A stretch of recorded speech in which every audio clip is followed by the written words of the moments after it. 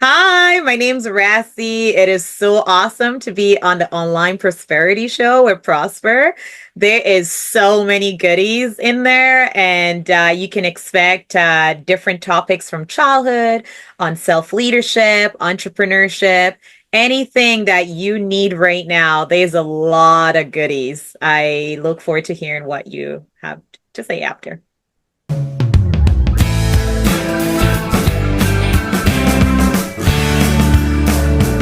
Now, ladies and gentlemen, welcome to yet another exciting episode of the Online Prosperity Show. I'm your host, Prosper Taruvinga, and today we are thrilled to have Rasie with us, a powerhouse in leadership and book coaching. Now, Rasie, how are you doing today? I'm doing great. Thank you so much for having me, Prosper. Thank you. Well, the pleasure is all mine. I mean, for those that are tuning in, you do understand the Online Prosperity Show is where we explore the inspiring stories and insights from industry leaders. And as I've already mentioned, Rasie is a powerhouse in leadership and book coaching. She's an Amazon best-selling author and founder of RB Jumpstart Coaching. Now, Rasie has dedicated herself to helping leaders thrive from the inside out and also empowering them to lead with authenticity and resilience. I was just talking to her, and you can just tell that she's very authentic, and I can't wait to hear the resilience side of her story. And not only does she work with corporate leaders, but she's also a guiding light for aspiring authors, taking them from ideas to actually published works. You should have seen how she got a book out of me before we even started this conversation. And on top of that, Rasie actually gives back to her community through her youth mentorship program, helping young people find direction and access to positive impact. Talk about being an all-rounder. And while we were obviously preparing for this show, I discovered a fun fact that Ras's laughter is so infectious that it's been known to fill rooms and turn ordinary moments into memorable ones. So I know this episode is going to be one of those, memorable ones to boot. So you might as well hit that subscribe button on the Online Prosperity Show because you don't want to miss what we're about to unfold. So let's dive in and discover the many layers of leadership, resilience, and also creativity, because books just don't happen. And that's what Rasie brings to her work and beyond. Now, Rasie, I could go on and talk about things that I'm not even qualified, about. Let's maybe start off, at the beginning of your journey, because you started back at McDonald's, right? Oh yeah, it's and even before McDonald's, I worked at a dollar store. So I'll kind of it's something that I don't share. I haven't shared as often. It's very interesting. So there's I don't know if it was the same for you at that time, but when if you haven't had any work experience at that time when I was like working, I needed to have 500 hours of work experience before I can make $8 an hour. So before that, I was making $6 an hour. And so what I did, I was working at the school cafeteria during lunchtime. And lunchtime, it's like 30 to 40-minute break. So I will work during that time and then eat in class. So 5 minutes before lunch is over. And then I worked at a dollar store and then worked at McDonald's. And then the moment I reached my 500 hours, and it was about 6 months mark, I would never forget it because it was so exciting to see a $8 instead of $6 on my paycheck. So that's where it all started for me. And then as working through all the different roles at McDonald's, from crew trainer to team leader to swing manager, second assistant, first assistant, store manager, I was really blessed with a lot of training with either it's like customer service, leadership, teamwork, all these different skills that you need in your life to keep pivoting and growing. And while I was working at McDonald's was when I birthed the idea of wanting to own my own business because I really enjoyed what I was doing. I loved learning about the business. And at the same time, I it had its own challenges with the first store I worked at. I was like the only Black woman and young also in leadership role. It came with its own challenges. Working also with with my other students, so like my friends from school, that was very challenging as well. And but yeah, I think it activated a lot of things for me. I will pause there because I do share a lot about that in Lead in Your Truth as well. Yeah. Absolutely. And thank you so much for taking us to that stage of flipping burgers. Because if you really look at it, and I'm not saying that in a different way, I'm going to show you Mm-hmm. something pretty much after that. There's a process in actually Mm. flipping a burger, there's a process in coming up with a consistent product. And I can see that if you had training from McDonald's, you can literally go and replicate those systems, those Mm-hmm. communications, and everything else into a business. So I think that was a really good foundation. You literally should have been paying that $8 an hour to learn what you learned in that particular place in McDonald's. What do you? What's your comment to that? I mean, do I agree with the $6 an hour? Absolutely not. Because I had to, while I was working the three jobs, I have my schoolwork to do. And then I also had sports I was participating in. I don't even know well, I know how I did it, but I couldn't walk you through like how I balanced all of that and still have like really good grades. And at the same time though, like as you're sharing with there's a process, right, to produce like that consistent product. I got to learn about structure and then also being disciplined, right? So I don't know. Do you know what though? When I look back, I if it was $3 an hour, I would have probably still done it. Because the growth that I was receiving, that I was experiencing, I don't think you can really put a price on that. And if I didn't have that foundation, especially for the leadership side of things, I don't it would have not been as effective for me to pivot through all the different roles that I worked and also adapt in different companies that I worked at after McDonald's. It really laid, like you said, it laid that foundation for me. I was able to plant a lot of seeds. I was able to play around and trying to, sample different things, move through these roles, make mistakes, learn from them. And yeah, but it was a great experience that I think it didn't matter the number. I wish it was more, obviously, but I would have probably still done it. Absolutely, and I quite like that. Now, you did mention, at some point in this journey, you were obviously the only black young person that was within that role. There would have Mhm. been obviously a lot of stereotypes and a lot of pressure Mhm. for you to actually perform and things of that nature. But was there a pressure externally that really sort of got you to go through that? So what I'm talking about here is, would there have been other circumstances that would have been, okay, this is actually much better to bear than having to go back to this? Mm. Yeah, it's the experience. I'm gonna come back to like so for example, I grew up in Langley, British Columbia, right?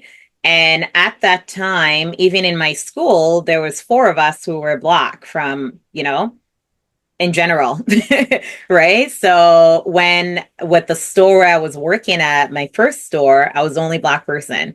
And I felt this like very heavy weight of responsibility to not fail. So that was really hard to navigate. And also, for example, when I was getting ready to do, there was like different instances that I share in more detail in my book. So for example, I'm about to go for a job interview, to get into the next role in management. And I would probably have, hear the comments where make sure you wear your hair professionally, right? Basically saying straighten your hair, don't rock your fro, and make sure it's straight or whatever that may look like. And then the other parts, it's make sure you wear a button-up shirt, right? And it's basically saying don't wear cleavage, make sure you're not show your boobs are not showing. And there was like different messaging, right? And at the same time, like I was 14, 15, 16 years old, right? Like I'm young and just trying to figure out things. And so I think with all those different challenges, like it got me to grow up a lot faster. And then at the same time, I in the future I saw more. There was more Black people who were working, and some of them are the ones I hired. And I think on also from that point in all of my leadership roles, it was really important for me to have people on my team that represented the customers who were serving.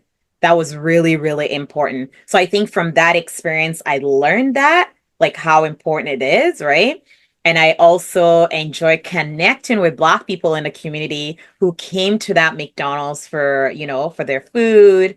And it's very powerful when you see somebody else on the other side of the counter that looks like you, and then you feel belonging, right? You feel more welcome, and then you want to continue to go there because that person is there. So there's that connection piece with that representation part. Absolutely, because representation matters. You know, you can't hit a target that you cannot see. And I like how you felt this sense of, accountability for who you were representing when you were out there, and the way you took care of yourself. And now, not only are you also, helping other, youth to be in those positions, but you're also helping leaders with self-leadership first. Okay, and I Yeah. feel like that is at the core of what you're doing, and it all started, like you're saying, from that sort of early age. Could you just maybe walk us through, first of all, what self-leadership is and how this Yeah. actually shows up, when it's actually there? So self leadership is like how I define it. It's a foundation for more empowerment and more motivation for self, right? So it's how do I work lead inside out? And when we start with self, it really sets a foundation for so much more that's possible. So for an example, if I when I'm working on all my key elements of self leadership, so let's say self awareness, being very clear on my goals. I'm working on my emotional intelligence. I am being accountable and taking action. So when I'm working on all these key elements, I'm focused on myself. Like how can I improve myself on a regular basis and do better from there with compassion and love for yourself. So when I'm doing this and I'm focused, when I say I'm starting with self leadership, it doesn't matter who's looking. It doesn't matter who's going to validate, who's going to affirm, who's going to cheer me on. I'm going to do it regardless because I've made that promise and I've decided and made that choice that I'm going to start with self leadership and build on that foundation. And what happens, it translates into how I'm leading others because I don't know any other way but to start. I've already started with myself, and now I'm going to inspire the people on my team to I'm going to inspire them through my actions. So not only words, but also how I'm showing up and also how I learn from my mistakes, owning up to it, being open, being vulnerable. And if I don't know how to do all this for myself, it's hard for me to do that when I'm with my team. I love that, because you can't teach or, command something off of someone that you're not presenting yourself. And because people, especially if you're in a leadership role, monkey see monkey do. Yes, you might have protocols and systems and things of that nature, but people are still going to follow you the way that you operate. And I remember we used to have a there was a poster when I was growing up back in Zimbabwe. I did mention that's where Yeah. I'm from. There was a campaign to stop smoking, and it was directed at the adults. Okay, and Mm. then the adults, there was a picture of an old man who had a cigarette behind his back, but he's pointing at a kid saying stop smoking. You know what I mean? And if you are doing those things that you're trying to tell people not to do, they're obviously going to just follow whatever it is that you're doing, because you don't see the smoke that's coming from the cigarette, behind your back. All you're just seeing is the little kid that you're thinking you're telling, what you're doing. But now, this then sort of also comes with the metaphor of, when you're flying, the thing that they say is put your mask on first if in the case of an Yes. emergency, and then Mhm. you then can be able to help others, in the way that you be able to help them. But what I'm hearing from you there is now is, so we should not suppress our emotions, we should Mhm. literally express them. Is that what I'm hearing from what you're saying there? Um, there's a way to go about it. So I got to tell you a story. Like it's probably the best way that I can describe that. So for an example, when I was an operations manager at McDonald's, I had one of my assistant managers who came up to me, and this is when I was doing like a circle, like a feedback. Like I regularly asked my team for feedback. How can I do better? How can I improve? And they felt very comfortable to say to me, Rasie, in the last few weeks, when you come in, I don't know if you're going to be in a good mood or not. Right. And it was blessing in disguise because then it gave me the opportunity to really check in before I walk through those doors and checking in with myself, like where I'm at right now on a scale of 1 to 10. Right. And how do I stay transparent and share this with my team who I'm working with, especially the managers on my team, letting them know, like, hey, I'm at a 7 right now because I have this stuff going on in my life. I don't need to go into detail, but then they know where I'm at. And then it also encourages them to do the same of, hey, I'm coming in at 3 today. Maybe we need to step in and let that person go home early at some point. But it's like that vulnerability and that openness to, I am human. I am not robotic, right? And I have emotions. At the same time, it doesn't mean I project this onto people, but I got to check myself and regulate. But if you don't know, you can't regulate. And I think the best way is to receive feedback from the people who work directly with you. Um, and then for me, with like learning how to navigate my emotions, first thing, the one thing that I learned and I'm very grateful for, it's that pause. So if I'm feeling something that is foreign, I haven't experienced this emotion before, I allow myself to pause and get still to understand what's happening. And if I'm in a situation where I'm not able to pause, I have that conversation with myself. Okay, this is happening right now. We're going to deal with it at this time of the day. Right.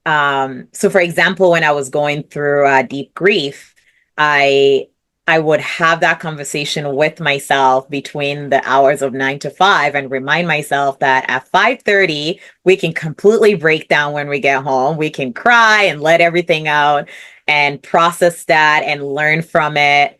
And but right now, while I'm in this work 9 to 5, I'm gonna just stay in check because the moment I break down, I'm not functioning for the rest of the day. I gotta go home. So again, it's that awareness piece and regulation and knowing what works. And now when we're interacting with other people, because we're very aware of our emotions, we're able to regulate that. It's a lot, we become more curious and we're more present, right? Because now I'm not wondering like, oh, what do I do when I start feeling this some type of way? Because I've already have all these different practices in place, this processes that works for me in regulating my emotions. So when I'm interacting with people, I'm more present and I'm more curious. And again, this is in my experience, and I'm more open to having difficult conversations because I've done that self leadership work and continue to do it. That is so, so important. I mean, obviously, yes, at any given moment, somebody's going through stuff. But Mm-hmm. guess what? we are now living in a very simulated environment. We were talking about algorithms before. If you're sad and lonely or whatever it is, your whole feed on whatever social media you're going to be on is going to resemble that. And then in your brain, it just now makes it look like everybody else or the whole world is looking like Hmm. that. And I like how you've got that self check for you to then notice, wait a minute, this is not me, this is something else. And then you recalibrate and bring yourself. And I don't think a lot of people have that, energy and the way to do it. And I've been reading some of the testimonials on your website, and some people are saying your energy and your positivity is very contagious, which means people have experienced you and they didn't even know you were going through stuff. Now Yeah. my question to you is, how do you bring that spark into maybe your work? And obviously, how do you obviously know the distinction, and if you've got any tools that you can help people to maybe sort of self-regulate and know that when it's a Mhm. certain time they have to be a certain person. It's I think it's feeding it, right? Like I know what feeds my joy. I know what can take away from my joy. And it's that awareness piece as well, right? I do a practice actually, a best practice that I share in workshops that I do. I have one workshop called Start with Self Leadership. And one of the parts is listing down all the things that we're good at, all our strengths, being aware of that. This is what I'm good at. And the next course I take, the next development class I take, or the next coach I hire is to help me enhance my strengths. And then listen also weaknesses. What am I not good at? This is not to judge. This is not to bring ourselves down. It's just so that I'm not good at this. So it's either I hire someone to complement this weakness, that this thing I'm not good at, or if I'm really eager and I want to learn, then I know, okay, this is what I'm going to go and learn about because I really want to do it. And for me, in my personal experience, the things I'm not good at, I don't spend a lot of time on it unless it's has to do with like behavior that is pertain to the work that I do. Then I need to go learn so that I can do better in it. So it really depends on the context. And then the other part is being aware of our emotions, right? So what do we do when we feel a certain way? So if I'm angry, what is it that I do right away? If I'm happy, what is it that I do? If I'm upset or frustrated about something, what is my go-to? And what are people saying, like how I react to certain situation? Again, it's just to raise your awareness before even figuring out like, okay, this is what works, right? And then the other piece that's connected to that is that reflection piece. So yeah, now when I'm aware, it's super important that I continue to reflect on what is working, right? Like what I'm like, this strength is still a strength, and this is what I've done to enhance it, and this has been the outcome, and then I get to celebrate, right? And you even celebrate challenges. You celebrate opportunities that, come through the door. You celebrate rejections because it's opening up another door for you. So those are those key pieces I can think of right now in regards to navigating that the self leadership component. I hope I'm answering your question. I slightly forgot the other part of your question. Absolutely. You're right on the money. You're right on the money. Okay. This could be a book Okay. in and of itself right there, Rasie. Oh yeah, it's coming. It's coming. Fantastic. You see, Yeah. what I quite like about all of this is so many, because fish don't see the water they swim in, and neither can people see the air that they're breathing. And so many people keep doing and in being involved in things, systems, situations that no longer serve them, but they just, because they don't know themselves and they haven't done anything to sort of self-regulate and things of that. And I think what you just gave us there is just right on the money. But you went on, and obviously you had the entrepreneurial bug, you know, biting you, and you took a chance and you did that. Was that easy? No. I'm like, I need to write a book and it needs to be I want it to be fiction and also with a ton of sense of humor because, oh, the stories, like just the things that have happened.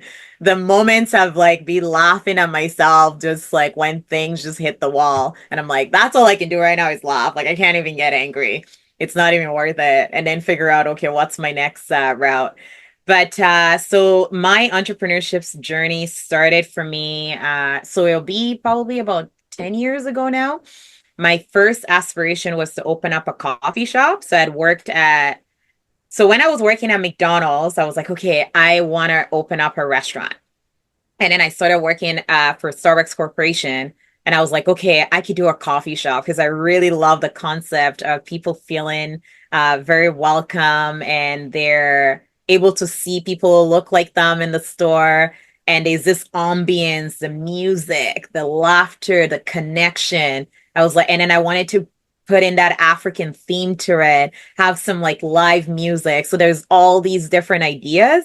So I started working on it, worked on it for 6 years, and then 2020 happened and I had to hit a hard pause. I was about 2 weeks away from signing a lease on a location.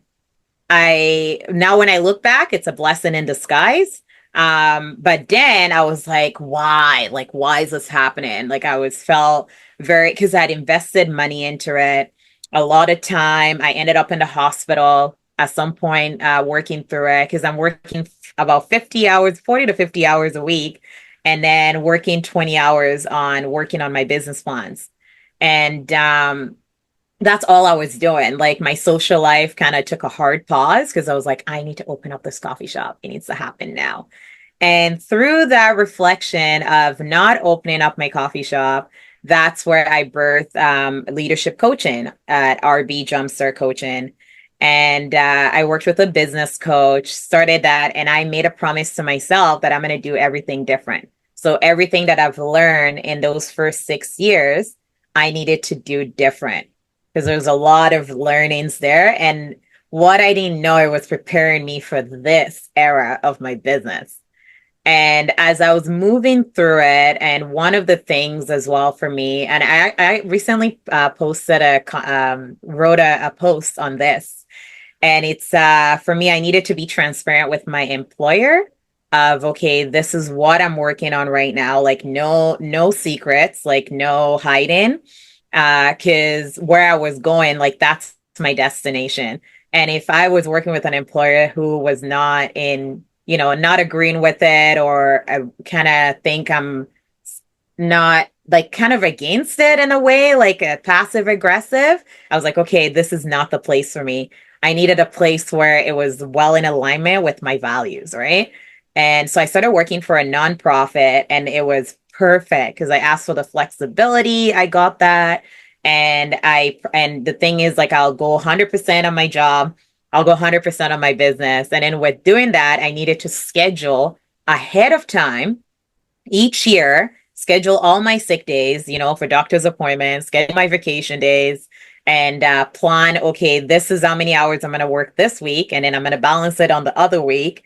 And then as I was going through it, it was really hard with prioritizing because my social life was not as social as it was before, right? I got more into having one-on-one conversations, doing one-on-one meetups, because when I do stuff in groups of people who I personally know, it gets very stimulated for me and it takes me away from the purpose, the work that I really enjoy doing. So I had to balance that out and not being on this so much on this side of the scale, but how do I keep it balanced, right? And integrating all those things that are important to me. Also make doing video calls with my family and I figure out like a system in place to do that.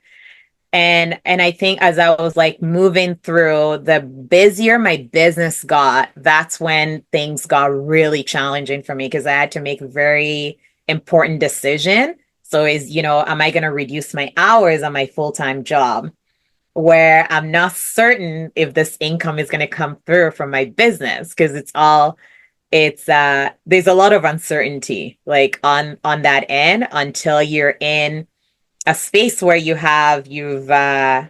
what's the word? You have authority, you have credibility, you have a community that knows, okay, this is what you do. So I was like in the path of building that. And and I still remember when I decided, okay, I'm gonna go full time. I wanted to go in April of this year. And then in January, I was like, okay, I'm gonna go at the end of January. I'm gonna leave. And it was very, very scary.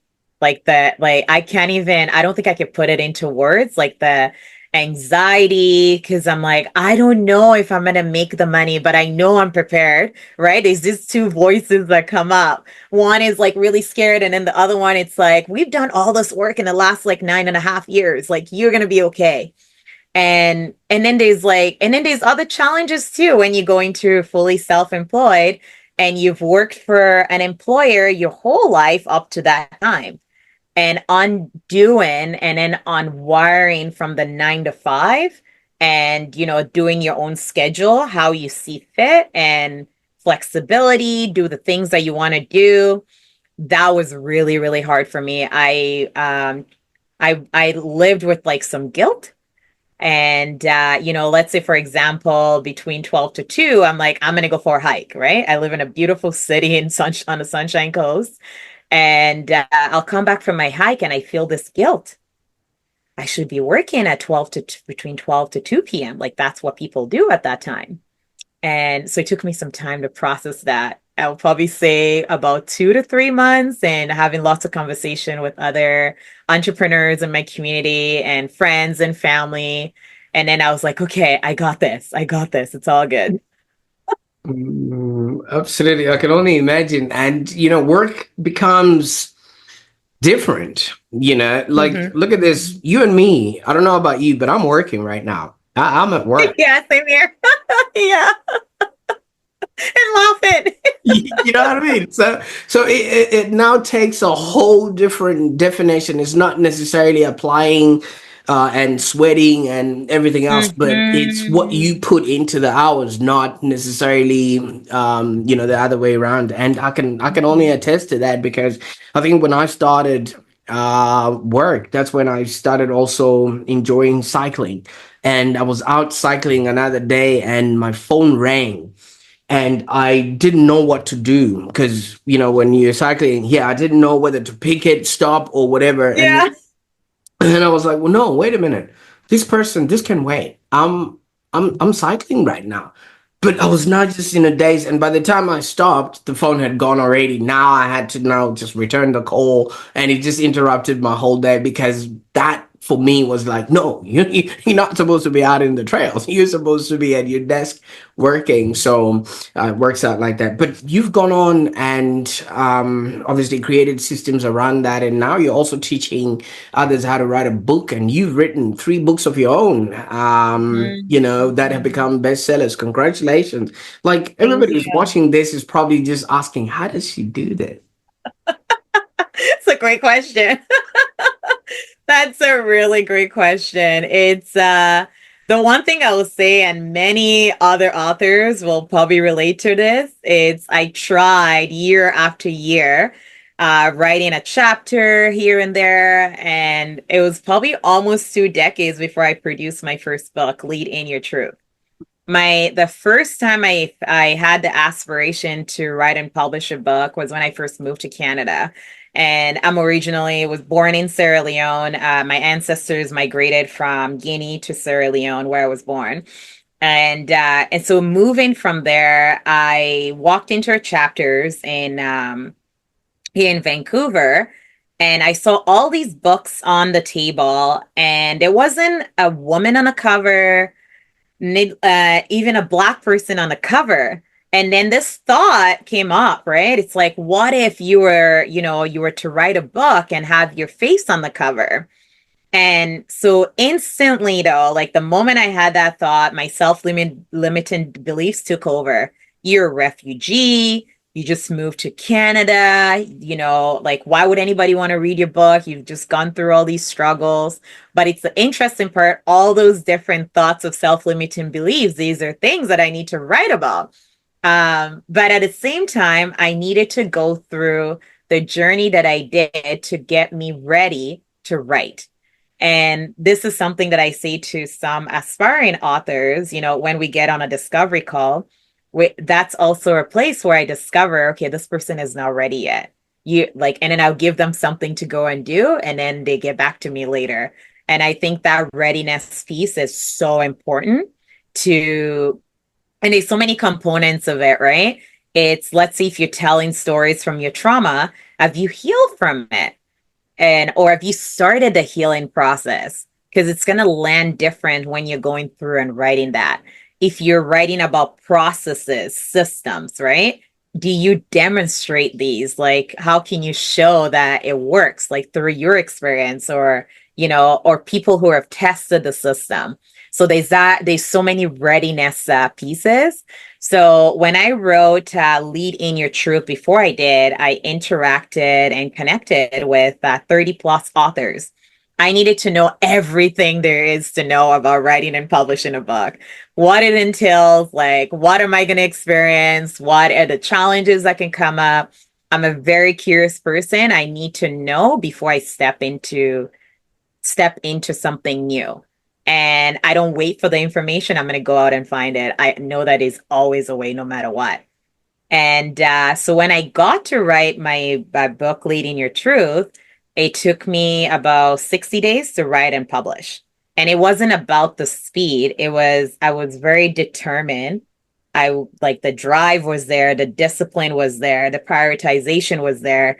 It's an idea, a thought, a process that I needed to get out there to leaders so that it can get it in their hands. Like this value needed to go out like it was time. So that's how it happened for briefly about the first.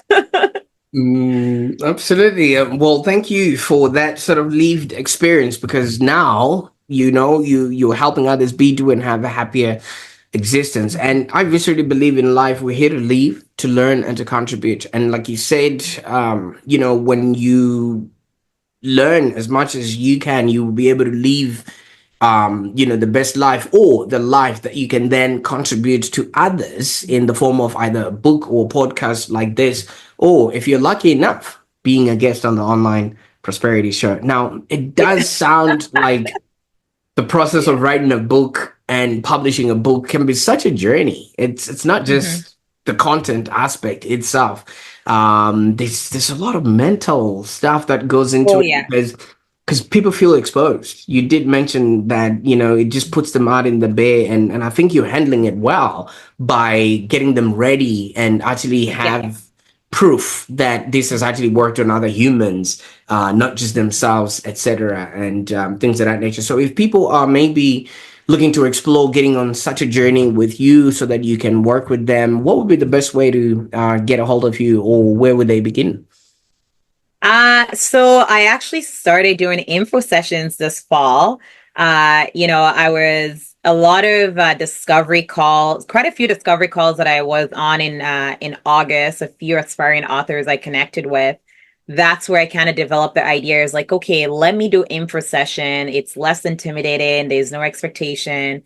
And you get to learn about what is that process entail from idea to publishing. So I host these info sessions every couple weeks, and it's a learning opportunity. Because like for me, when I wanted to write, I needed to connect with authors to learn about it. So it's kind of like that similar process. And then after that, we hop on a discovery call to fully understand their idea and also know the readiness of, okay, do you want to do it in a group or do you want to do it in a one-on-one? So I have those two options. And then we take it from there. But usually you can find everything on my website, www.rasiebjc.com. You can find me on LinkedIn, on Instagram. There's so many different ways to hop in on it. But at the same time, one thing that I will say, Prosper, is when you're entertaining the idea of writing and publishing your book, think of that one message. So if you were to stand at the top of a mountain, you get to say one last message to people who need to receive this message. What is that thing, right? And think of where you're heading in life. You get this one time to say this message from the top of a mountain. That's usually a great starting point for your idea to before you start the work. Absolutely, absolutely. And I'll make sure that all those links that you've mentioned will be in the show notes so that people can get a hold of that. And I mean, obviously, every time you're concluding something, you're just opening yet another loop, and I think it's it's the generosity that you're having because this idea of just having the one idea. So many of us have lived through life experiences, have lived through, even work, life, family, health, or things of that nature, and we've come back, and we can literally have a good story to tell, but I don't think we have that courage enough to say, you know what, this could be good enough for people. So I really second that mission of yours to say, just find that one thing. You don't have to talk about everything, just that Mm, one thing. And we all have something that we can talk about. Now, I think your one thing, Rasi, is you represent the idea that no matter who you are, no matter where you're from, you can be, do, and have a happier existence. And and that's not easy, especially looking at where you've come from and what mhm. you're now doing, because somebody would have been in fetal position saying, you know what, I've gone through my go throughs, now it's my turn to enjoy. But you're literally sending down the elevator full of Yeah, goodies, and yeah. you are working with youth mentorship, and Mhm. obviously you are helping them grow into you know uh, adults that are centered and have got that self leadership in and of themselves. First of all, what is it that you're doing with this youth, and how is obviously this fulfilling you in ways that people wouldn't understand? Hmm. Yeah, I want to share like where that was activated for me. I definitely have to give my parents the credit. When I was growing up in Sierra Leone, it was very clear and very evident it's that we don't leave anybody behind, Mm. especially when you have the means, you have the resources, you have the tools to bring other people along. It is super important to do that. And I think that's why collaboration is such a key value of mine. And I saw them like show up with that in their actions. I saw it with because there was always 20 plus people in my home, and then at the same time they had a principle, there was structure. You got to go to school or you get a job, right? There's you can't just be idle at home. So I think that's where it all started for me, in terms of I could have done all the work that I've done for myself, and I refuse to stop there. It's actually not fulfilling for me. It lays a foundation. It gets me ready and more equipped to do the work that I'm doing.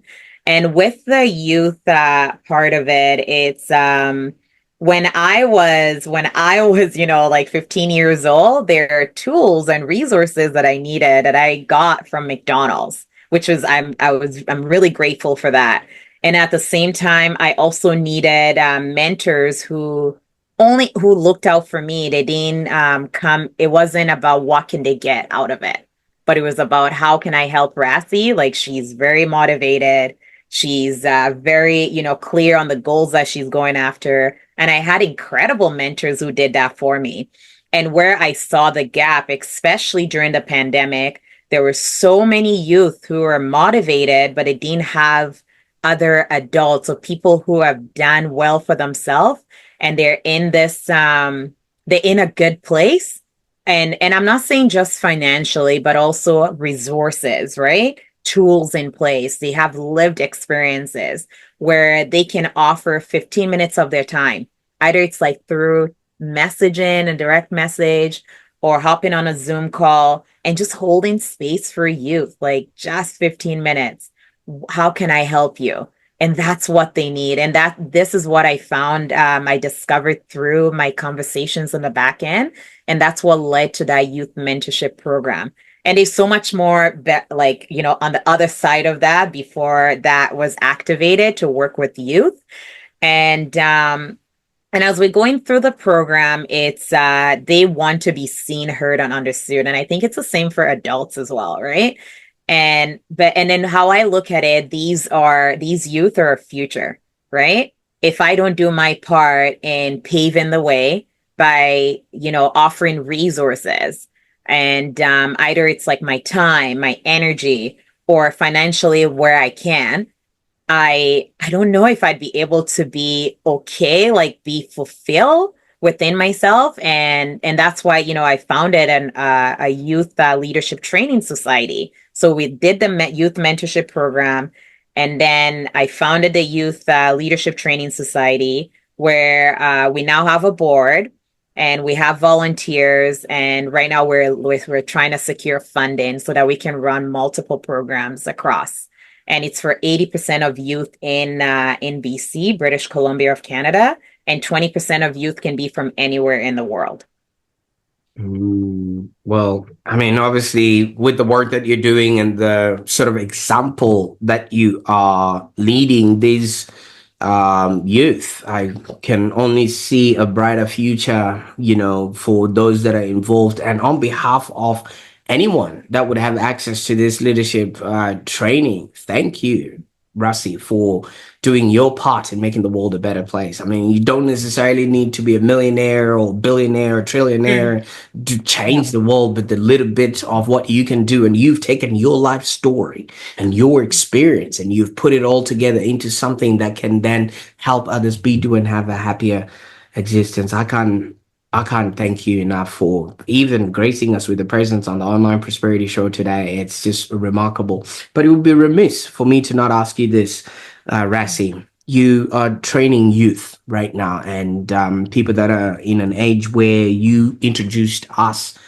to where you sort of can remember where you started. If you, as the 14-year-old manager or 14-year-old Rasie at that particular time, had come in contact with the youth mentorship program that you are doing right now, I'm not saying who would you have become, but what would today's Rasie have maybe Oh, told young Rasie, knowing what you know now about life? oh man, it would be life changing. It would be life changing. And I'm just thinking of the skills that, the topics that we cover. And one of them, it's you can do anything you set your mind to, Mhm. right? There's like we do a whole workshop on that. And if I was to go through that at 14 years old or 15 years old, I think it would have really helped me overcome and work through my self-limiting beliefs sooner, because it's not, and again, it's not something that I spoke about. It was kind of just like up here, right? You got to be perfect. Like things got to go exactly as planned. And when a mistake happens, I'm like, oh, I just did it again. And and then having that mentor saying it's okay to make the mistake. Now let's talk about, what did you learn from it? How are you going to do better? And how are you going to prepare yourself for the next mistake that happens? What's that conversation's going to be like when you talk to yourself? I think I would, I don't know, like, like no regrets whatsoever, but I think I would have been further into my aspirations. There'll be more impact. There might be more found. I would have founded more things, related to my passion and the purpose that I'm here to do. Yeah. Absolutely. But you know what? This literally just sounds like you're waxing lyrical of things that could have been. But what's next? What can we now expect from Rasie? I mean, knowing what you know now, you've got this platform, Yeah. you've got this springboard, you've got these best-selling books. What's next? Yeah, so my next book that I'm working on, it's a collective of everything that I've learned, especially in the last 9.5 years, like being in business. and then also things that are connected to that. So it's really capturing the key elements of self leadership, and it's a workbook. So any leader, so either you're aspiring to be a leader, high performing leader, wherever you are in that stage, it's not a linear book. It's okay, I am stuck with emotional intelligence. I need to do better. I need to enhance it. And then you go into that section and then you work on it. So it is a workbook, and literally capturing even all my keynotes that I've done, and putting that all in one place, and also be a tool to support more organizations as well. That Absolutely. is one big thing that I am working on right now. Yeah, yeah. Absolutely. Now, Rasie, do you understand you've actually committed the ultimate sin on the online prosperity show? Because you did not mention and hint, towards a book that's coming and not promise to come and share it with our online. Right? Uh, No today, pressure. absolutely, I'll start getting my people to be in touch with your people, and we'll be Yeah. on the clock waiting for that book launch. But Rasie, I can't Okay. thank you enough for sharing your journey and insights with us. I mean, it's been very inspiring to just see how you've woven self leadership and positivity and mentorship into all aspects of your work. And I just can't wait to see what's next. And especially this book that you've promised us that you're going to come back and showcase on the Online Prosperity Show. Yeah. Thumbs up. It's happening. Fantastic. And for everybody that's watching, if you're as motivated as I am by Russ's approach to leadership and book coaching, be sure to reach out to her. She's here to help you lead with purpose and actually publish with a passion. I'll be putting all those links in the show notes below. And obviously, making sure that we keep tabs with where she's at so that we can bring her back on the show, because the new book that she's just told us really sounds like it's going to be groundbreaking, because if it can be a manual towards creating a business that's profitable and enjoyable, definitely the Online Prosperity Show would like to hear all about that. And for those that are watching, obviously this has been a labor of love. Don't forget to subscribe so you can catch more episodes that are filled with impactful stories and actionable advice. And hey, I think if you've missed something, this episode is definitely worth a rewatch. There's so much that has been packed in between the laughs and the positive energy that Rasie brought to the show, where you might have missed out on, tangible nuggets that you can actually use to enhance your life. I encourage you to maybe rewatch this, and because I know there's a lot to take in. But if you think you've gotten all that you need to get from this, why don't you share this with somebody who's maybe going through stuff in their life, somebody who's looking to create a business that's profitable and enjoyable, or a youth who is trying to make their way in this world. They might actually come across what Rasie has done or what she's doing, and that could actually put their world on the straight and narrow, and you would have done something that would change the course of humanity, just one share at a time. So I can't wait to see what you're going to do with this information. Thank you so much for tuning in, and we'll see you on the next episode of the Online Prosperity Show. Bye for now.